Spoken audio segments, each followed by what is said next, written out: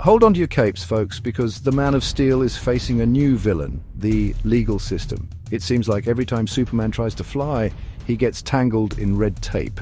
Warner Brothers Discovery is gearing up to release their latest blockbuster.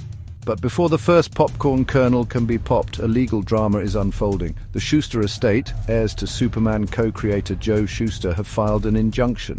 They want to stop the movie's release in several major markets. This isn't the first time Superman's rights have been caught in a legal tug-of-war. The history of these battles is almost as epic as the superheroes' battles with Lex Luthor. This latest lawsuit could have major implications for the film's success. It also raises questions about the ownership and control of iconic characters. The world waits with bated breath to see who will prevail in this clash of law and law.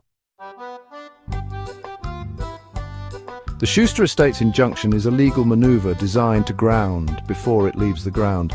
They're specifically targeting the United Kingdom, Ireland, Australia, and Canada. These are all lucrative markets for superhero movies. The estate claims that Warner Brothers Discovery doesn't have the legal right to distribute the film in these territories. They argue that Warner Brothers Discovery is essentially exploiting the Superman franchise without proper authorization.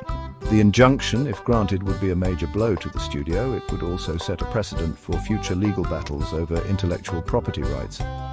This case highlights the complex and often contentious relationship between creators, their heirs, and the corporations that profit from their creations. The potential impact of this injunction on AS box office is significant. Superhero movies rely heavily on international markets for revenue. The UK, Ireland, Australia, and Canada are major players in the global box office game. If the injunction succeeds, could lose a significant chunk of its potential earnings. This could have ripple effects throughout the film industry. Studios might become more hesitant to invest in big-budget superhero films if legal challenges threaten their profitability.